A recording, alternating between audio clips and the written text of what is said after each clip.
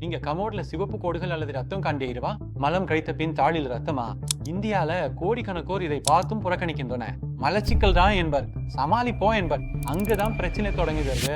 நான் டாக்டர் ஆதாஷ், மூத்த குடல் நோய் வித்ராஜ். ஒரே அறிகுறிக்கு 3 விதமான முடிவுகளை எடுத்து வெவ்வேறு பாதைகளை தேர்ந்தெடுத்து 3 நோயாளிகளை பாருங்க. முதல்ல திரு அர்ஜுன், 29 வயது இளைஞர், ஐடி நிபுணர். அவரு இதை வாழ்வியல் சிக்கலாக கருதுகிறார். வேலை தவிர மற்ற எல்லாவற்றை போலவே சிகிச்சையை தள்ளி போடுகிறார். அறிகுறிகள் தீவிரமானாலும் அவர் கண்டுகொள்ளவில்லை. 2வது திருமதி நேஹா, 32 வயது பெண். அவர் ஒரு ஆசிரியர், முதல் முறையாக தாயாகியுள்ளார். பிறந்த பிறகு அவருக்கு முதுகில் அரிப்பு மற்றும் வீக்கம் ஏற்பட்டது. பயம் இருந்தாலும் பராமரிப்பை தவிர்க்கவில்லை. உடனடியாக நடவடிக்கை எடுக்கிறார். 3வதாக 55 வயது சர்மா, உடல் வெப்பம், காரம், கொழுப்பால ரத்தப்போக்கு ஏற்பட்டதாக கூறினார். நேர்மையா சொன்னா இதுதான் இந்தியர்கள்ல பொதுவான ஒரு வட்டம். நாம் சமாளிக்கிறோம், தள்ளி போடுகிறோம், அப்படியே அது தானாகவே மறைந்துவிடும் என்று நம்புகிறோம். இங்கே பாருங்கள், மலக்குடலில் உள்ள மென்மையான திசுக்கள் மலம் வெளியேற உதவுகின்றன. நீங்கள் அதிக அழுத்தம் கொடுத்தால் அல்லது கடினமான மலத்தை வெளியேற்றினால், நீங்கள் கழிப்பறையில் அதிக நேரம் உட்கார்ந்து அந்த தரையை வீக்கம் மற்றும் காயமே பைல்ஸ் என்று அழைக்கப்படுகிறது. ஆரம்ப பைல்ஸ் பெரும்பாலும் சிவப்பு ரத்தப்போக்காக தோன்றும். கடினமான மலத்திற்கு பிறகு பின்னர் அது அரிப்பு அல்லது எரிச்சல் உணர்வாகவும் அல்லது மலம் வெளியேறும் போது ஒரு கட்டி போலவும் தோன்றலாம். முக்கியமா மலச்சிக்கல் பெரும்பாலும் தூண்டுதலாகவும், பைல்ஸ் என்பது பிற விளைவு. அதாவது பைல்ஸ் மலச்சிக்கலின் விளைவை தவிர காரணம் அல்ல. மலச்சிக்கலுக்கான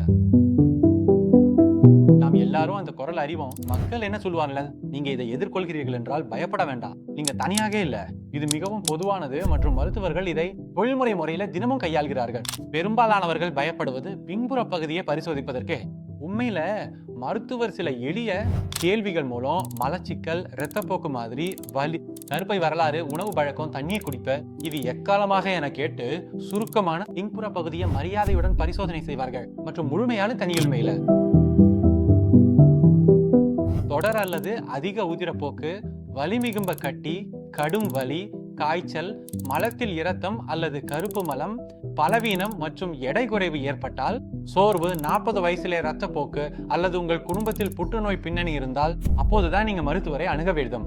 இந்த அறிகுறிகளில் ஏதேனும் இருந்தா உடல் நிபுணரை பார்த்து மருத்துவர் ஆலோசனையை பெறுங்க. இரத்தப்போக்கு இருந்தா இரத்த சோகைக்கு எளிய சிபிசி இரத்த பரிசோதனை செய்யலாம். ஒரு சிறிய உள்ளூர் பரிசோதனை செய்து பின்புற பகுதியை பார்ப்பாருங்க. நீங்கள் வயதானவராக இருந்தால் அல்லது ஆபத்தான அறிகுறிகள் இருந்தால் கோலனோஸ்கோபி எனும் பரிசோதனை பெரிய குடலை ஆய்வு செய்ய உதவும். சாத்தியமான முடிவுகள் பெரும்பாலும் நேரடியா இருக்கலாம். சில நேரங்கள்ல இது சாதாரண முனையா இருக்கலாம், சில நேரங்கள்ல விளவு, அதாவது ஒரு சிறிய வெட்டு இருக்கலாம். இது தொற்று அல்லது புண்ணா இருக்கலாம். ஆனா அரிதாக முன்கூட்டியே கவனிக்க வேண்டிய பெரிய பிரச்சனையாகவும் இருக்கலாம்.